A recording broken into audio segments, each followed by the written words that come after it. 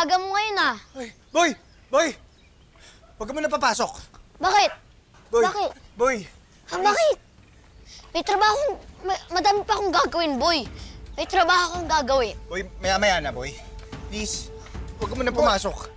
Sige na, Boy! Puro ka ko! Boy! Boy!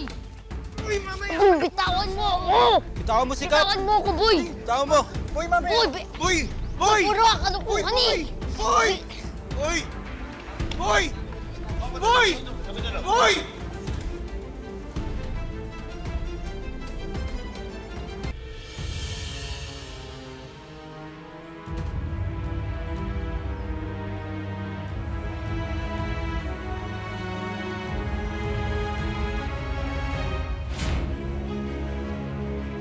Nay, hindi nga. Ginawa mo yun? Oo. Nay, teka. So, totoo bang ampon si Rambo? Oo. Sinabi na ni Rigor sa akin yan. Naku. Sigurado ako nakita niya na sa pader ng barangay. At malamang, umuusok na sa galit ang ilong ng Rambo. Pero Nay, kung sabi mo sa barangay, paano may CCTV doon, Relax. Malinis gumawa yung inutusan ko. Naglagay siya ng takip sa buong mukha niya para just in case may CCTV. Hindi siya makikilala. Abay, baka talaga, Nay, Naisahan mo CCTV, The best ka talaga. Halika dito. O ngayon, diba, naiganti na kita dun sa bansot na yon. Nay, pikon pa rin ako,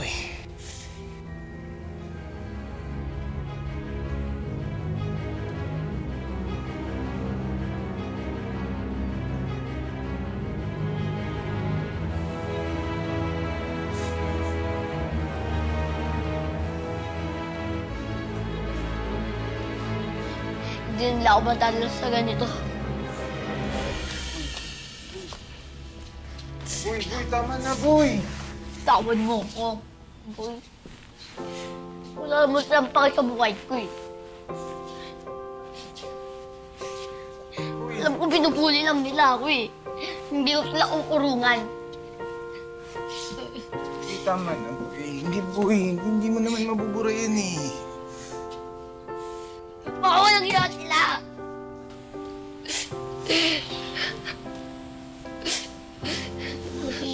Boy. Boy, naasar lang nila ako, eh. Boy, yaman na sila, Boy. Boy. Dapat hindi ka na nagpapa-epekto dun sa mga gumawa nito.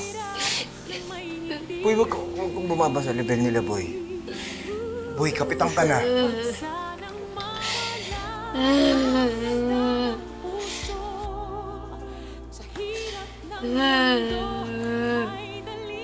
Wada! Ay! Apo! Hello. Sir! Good morning, sir. Morning. Sir, ipagtimpla ko kayo ng coffee? Sige, okay lang ako. Salamat na lang. Sure? Thank you. O sige ha, sir. Kahit anong gusto niyo, sabihin niyo lang sa akin. Ha? Salamat, bahala. Wada. Thank you, Nay. Iwan ko muna kayong dalawa. Hello. Oliver, tungkol sa nangyari kagabi, pasensya ka na kay Rambo, Mabuti naman siyang tao talaga, Saka apo na rin kasi ang turing ko sa kanya. Yung pamilya niya, pamilya ko na rin. Hello. Wala naman ho sa akin yun, sa nakikita ko lang ho kasi, parang lumalaki na ho yung ulo ni Rambo. Lalo ho ngayon na napapalapit ho siya sa inyo. Baka po mas lalo pang... Hindi ganun si Rambo.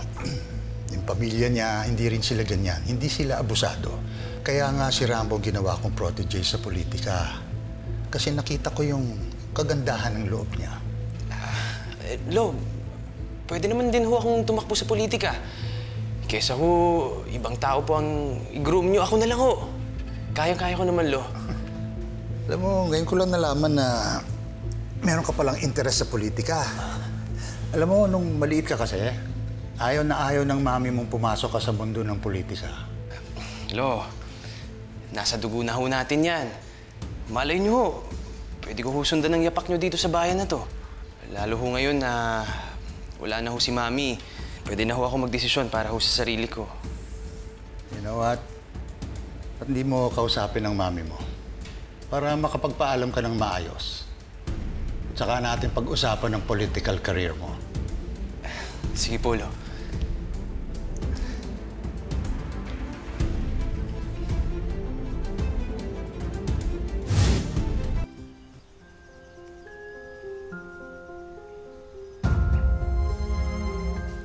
Hindi kita kilala.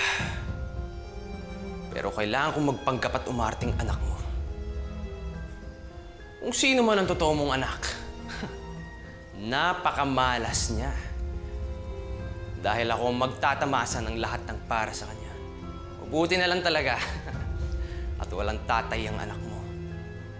Dahil walang ibang makakaalam na peke ako.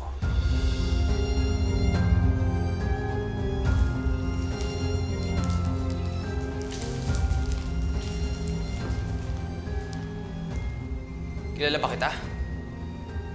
Hindi. Pero... kilala mo ba si Marian?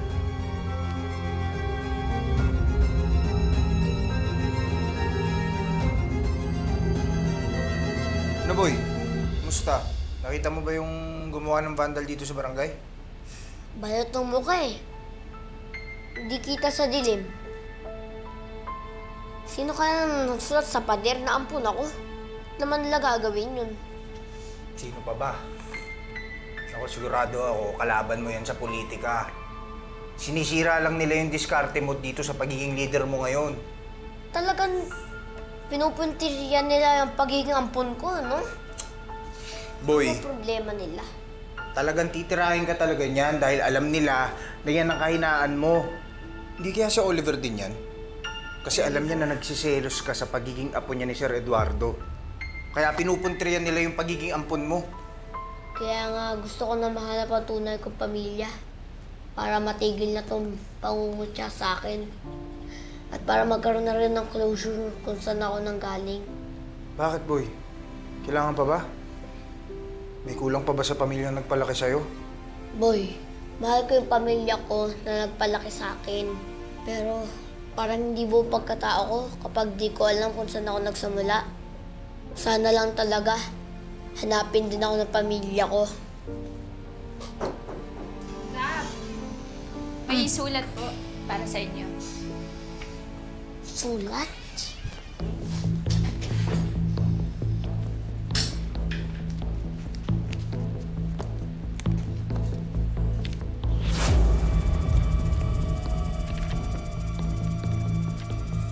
Bakit, boy?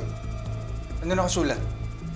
Dear Rambo, kilala ko ang mga magulang mo.